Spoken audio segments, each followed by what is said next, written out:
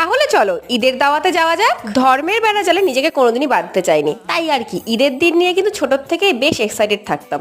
ঈদের দিন মানে আমার কাছে অনেক অনেক বাড়িতে নিমন্ত্রণে যাওয়া আর তার সাথে সাথে নানান রকমের খাবার ট্রাই করা। এবছরও তার একেবারেই ব্যতিক্রম হয়নি, উপরি পাওনা হিসাবে আবার স্টুডেন্টের বাড়ির থেকে নিমন্ত্রণ পাওয়া। এদিকে এই আয়ান বাবু তো আমাকে একেবারেই চিনতে পারছিল না। অন্যান্য দিন একবার হলেও কোলে আসবে, কিন্তু এই দিন একদম আসতে চাইছিল না, কিন্তু তার বোনকে বিশাল পছন্দ হয়ে গেছিল।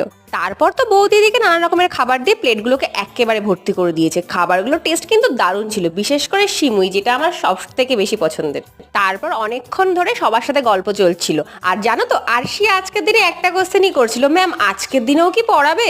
ছোট্ট মাসিমণিকে পেয়ে সে তো খুব খুশি, বারবার করে বলে দিয়েছিল মাসিমণি যেন অবশ্যই আসে। আরশি আর পছন্দের কিছু জিনিস ওর জন্য নিয়ে গেছিলাম, সেগুলো আগে দিয়ে দিলাম। আর এত খাওয়া দাওয়া হয়ে গেছে, এবার একটু হজম করে নিতে হবে। ভিডিওটা কেমন লাগলো অবশ্যই জানিও। আজ তবে এতটুকুই, সকলকে জানাই নববর্ষের অগ্রিম শুভেচ্ছা। সকলে খুব ভালো থেকো, টাটা।